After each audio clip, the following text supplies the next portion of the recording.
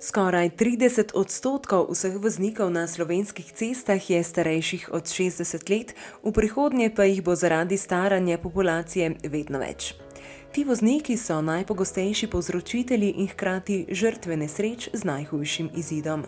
Skupna dobra praksa osvežitvene vožnje za starejše, Zavarovalnice Triglav in AMZS-ja je starejšim generacijam omogočila, da brezplačno obnovijo svoje vozne spretnosti s pomočjo izkušenih inštruktorjev v njihovem domačem kraju. Na osvežitveno vožnjo se je podalo več kot 1000 starejših voznikov. V njihove avtomobile je prisedlo 7 inštruktorjev vožnje.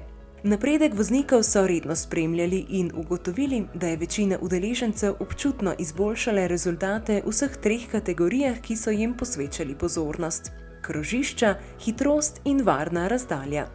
Vozniki so izkušnjo ocenili kot zelo pozitivno, za volanom se počutijo bolj suvereno, vožnja pa jim predstavlja manjši stres.